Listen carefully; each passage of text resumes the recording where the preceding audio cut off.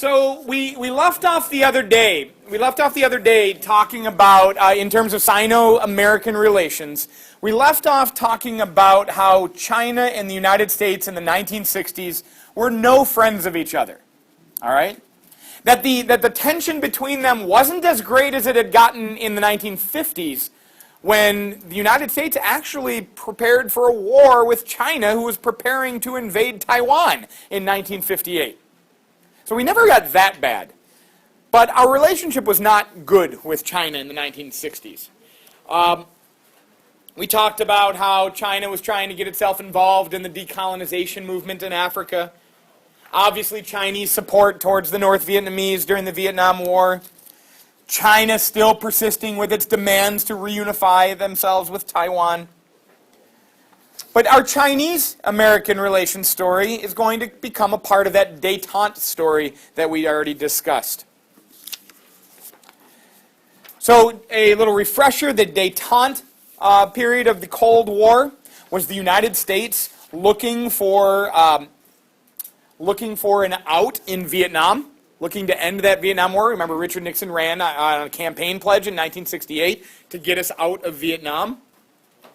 It looked like our containment, Vietnam was an example, I think, that we could use, that our containment strategy was not successful in Southeast Asia, because by 1968, when we learned with the Tet Offensive is that despite the thousands of men and billions of dollars we were spending on this conflict in Vietnam, were we any closer to having communism pushed out of South Vietnam by 1968-69? Not at all. So it looked like our containment policy in Southeast Asia was failing. And maybe, just maybe, China could help us get out of Vietnam. That's what Nixon wanted. That's what Nixon promised. And who is the bug in Nixon's ear guiding his foreign policy thinking? Kissinger. Henry Kissinger. First, his national security advisor. Henry Kissinger is still alive, still writing books, still talking. He's 92 years old. Wow, that's an old guy. Yeah, so Henry Kissinger is still around. In fact, one of the best-selling history books out right now is a new biography on Henry Kissinger that's getting a lot of people talking. So anyhow, Kissinger's belief in what we called realpolitik, that we should have a pragmatic view towards international relations, that we shouldn't be so driven by our ideology that says communism is bad and it must be stopped at all costs, because we're recognizing the costs of stopping communism in Vietnam might be higher than we're willing to spend.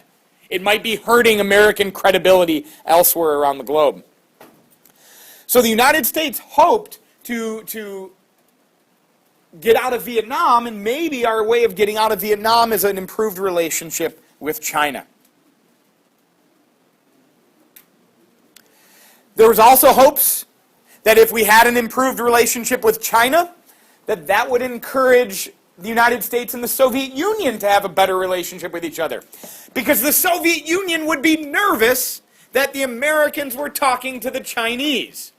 Because remember, in late 60s, early 70s, the Soviets and the Chinese have a far more contentious relationship than the United States and the Soviets do, or the United States and the Chinese do. All right?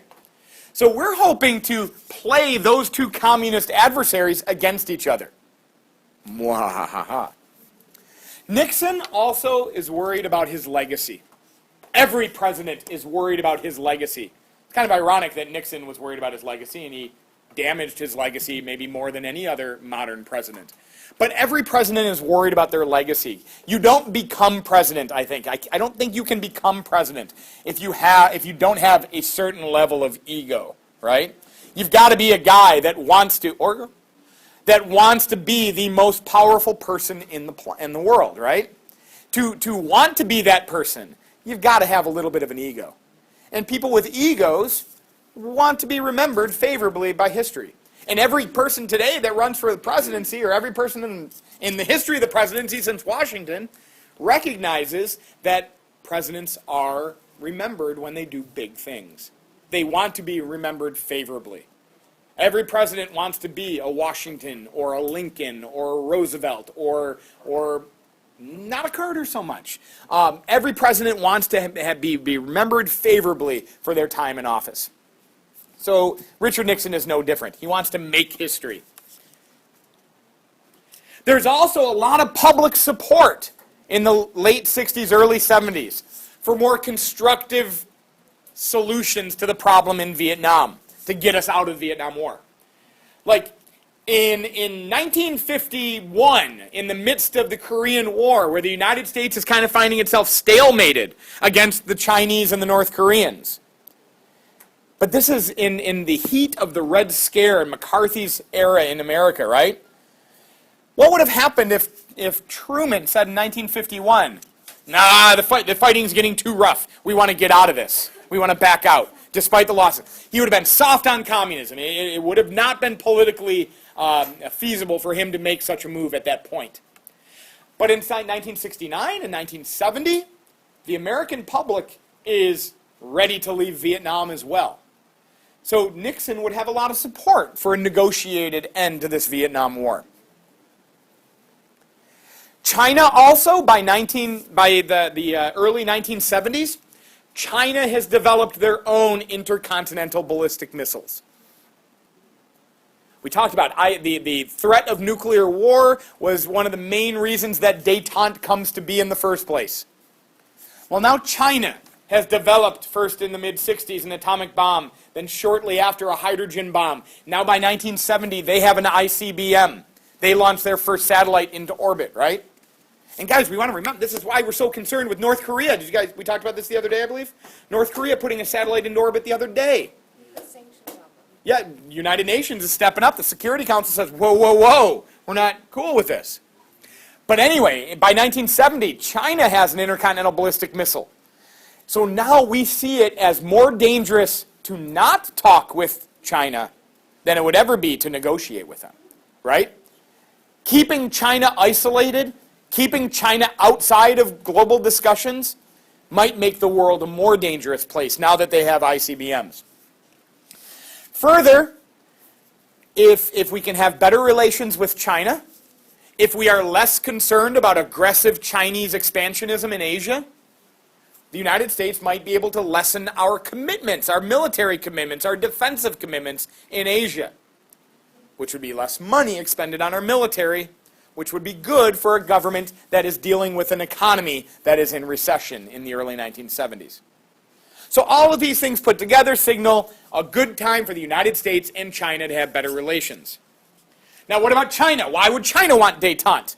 Because this has got to be a two-party, it takes two to tango, and it takes two to détente. Yes? Very good. China in the 1970s, early 70s, sees the Soviet Union, rightfully so. They went to war against each other in 1969. China sees the Soviet Union as a far greater threat, a far greater rival than they do the United States. The United States is on the other side of the planet. Soviet Union's right next door. And so if China can have improved relations with the Americans, that might help China in its rivalry with the Soviet Union. Because what might improved relationships with the United States bring to China? Might bring trade, right? Might bring some sharing of scientific endeavors. Might bring some cultural exchange. Might result in improved economies. Might make China stronger.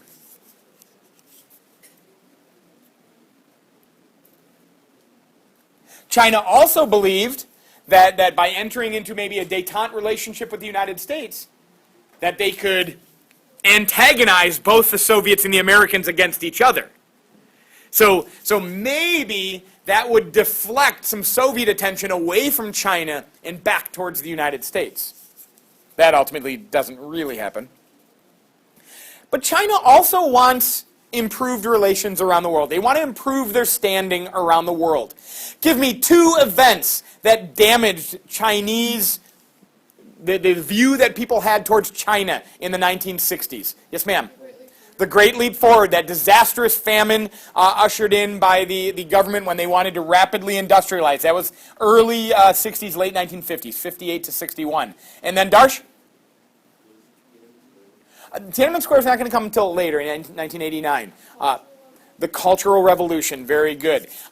This radical push to eradicate old ways of thinking in China, where hundreds of thousands of Chinese would be killed, and many thousands more would be sent to re-education camps. And it showed the world a almost fanatic level of Maoist China. So here are the overtures towards peace that we'll call the Chinese-American détente. We're going to start with what was known as ping-pong diplomacy. And it sounds crazy. Yes, sir? Overture. You know what? I heard from my sophomores the other day that sometimes I say words that are like not necessarily in your vocabularies yet. And when I do, I appreciate Yusuf calling me out on it. Not that I won't use such words, but we should use them as a chance to learn. So an overture, not in the music sense of the word, but an overture is like a gesture, reaching out, okay, like something that is done to bring them together. So the first move to bring these two sides together comes through what was known as ping-pong diplomacy.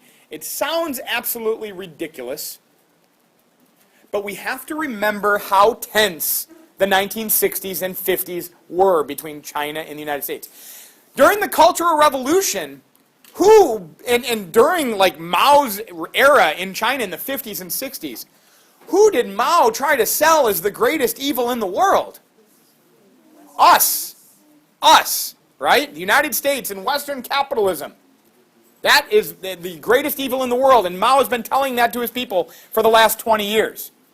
And by the same token, the United States has been selling the idea that communism is evil for the 25 years of the Cold War to this point. So the United States and China will stage, and I will say stage, that's an appropriate word. They will stage a ping pong tournament. Ping pong's pretty big in China. And in the United States, we got some kids that can play ping pong too. Forrest Gump, one of them. We're going to stage a ping pong tournament in Beijing, where American table tennis players will be invited to compete in China. And this made international news.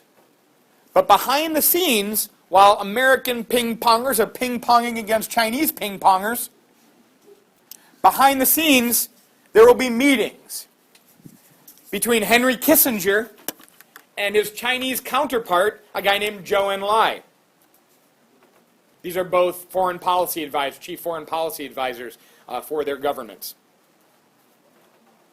So secret talks will take place. Because now Henry Kissinger's got a reason to be in China, right? Because we got this big ping pong tournament. So let's go there. But while the ping pong tournament's taking place, Zhou Enlai and Henry Kissinger will talk. And they will start to talk about easing the relationship between these two nations. And they start with trade, to ease the trade restrictions between the United States and China.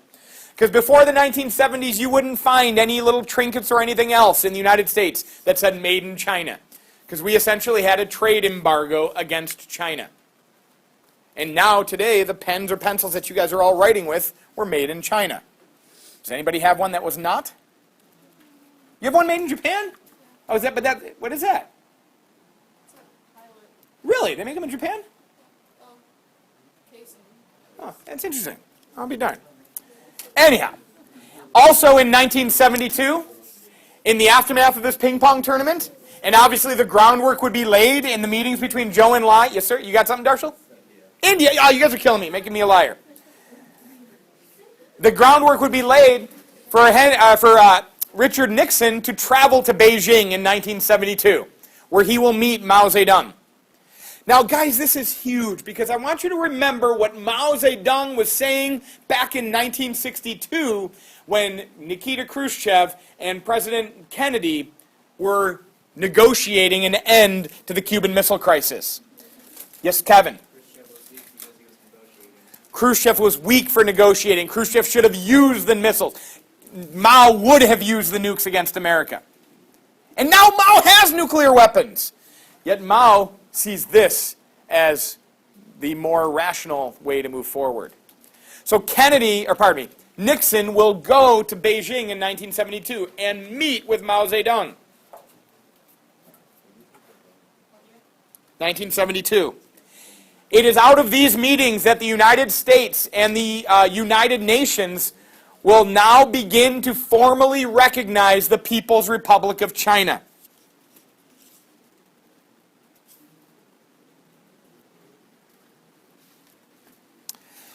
The United States initially wanted what we call, yes ma'am? So, like related to the meeting between Mao and Nixon in Yeah. 1972, is this when the UN would like recognize the PRC on this? I'm getting right there. Yeah, our initial hope, yes, Miss Georgie? So that meeting between where President and the US and is that at a trade button?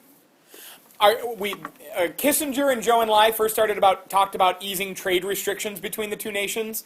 Then Mao and Nixon meet each other. But then also what's coming out of these new negotiations is that the United Nations will now recognize the People's Republic of China, Mao's China, as the Chinese nation in the United Nations. Before that time, remember we were recognizing Taiwan, not only as the United Nations representative, but also on the Security Council. Now, the Americans' hope initially was that there would be a two-China solution. That Taiwan would get a seat in the General Assembly of the United Nations, and that the People's Republic of China could have that seat on the Security Council. China didn't agree with this. Remember, China doesn't recognize Taiwan at all. And ultimately, the United States capitulated. We gave in, we agreed, we compromised, and said, all right, Taiwan, you're on the outs. The People's Republic of China is the one China in the United Nations. And after 1972, that is the way it's going forward. So China is on the UN Security Council, initially from 1945 all the way until 1949. Then it's Taiwan from 1949 to 1972. Now it's People's Republic of China again, all the way to today. So does China have a seat, Taiwan have a seat in the General Assembly? No, I think they have observership, but I don't think they have any seats anymore. Now, the United States continues to defend Taiwan militarily. We have defensive agreements with Taiwan. But now the People's Republic of China gets that coveted veto power on the UN Security Council.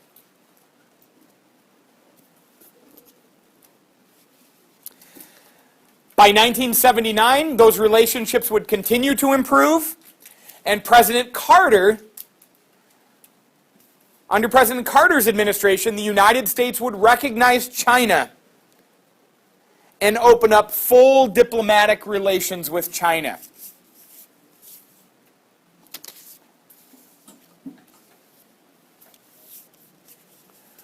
We would also, under President Carter in 1979, as a part of having better relations with China, we would also end arms sales to Taiwan. We're not selling them anything else. But then, as we talked about yesterday, in 1980, we have a presidential election. Jimmy Carter loses. Ronald Reagan is the new president. Ronald Reagan takes a much harder stance against communism, the Soviet Union, and China. And Ronald Reagan will resume arms sales to Taiwan. In the 1980s, the relationship between the United States and China will become a little bit more tense again, but never going back to what it was in the 1950s and 60s. Because now we still have those trade relationships with China. The United States would protest the human rights violations that we saw in China, especially with regard to Tiananmen Square. And here's that photo of Tank Man again that we talked about last week. But never again would the United States limit diplomatic or economic relations with China. And this is problematic for a lot of people, because China to this day has some serious human rights issues that they have yet to answer for. But the United States is so economically intertwined with China that we don't have any willingness to push them on those human rights issues. After the fall of the Soviet Union, China remains the only powerful communist nation on the planet. And they're absolutely the economic powerhouse in East Asia to this day. From the 1990s, one second, Kevin, from the 1990s to today, China has continued to expand its role as a global power, focusing more so on economic development rather than being a leader of an international communist revolution. You guys remember back in 1957 when Deng Xiaoping went to Moscow at the Communist Party convention, and he said, the Conference of Communist Parties, and he said that China is the leader of the global communist movement, leader of international communist revolutions? That's done. Today, we don't see China as trying to foment communist takeovers of governments. We do see China using its economic stature all around the world, including the United States. Today, the United States and China have a completely intertwined economic relationship. China is the one nation that the United States owes more money to than any other. That China has funded American debt for much of the last 20 years. And China is absolutely reliant on American consumers buying the things that are produced in China. So we are completely tied up with each other, despite China still technically being a communist nation and us not. Good?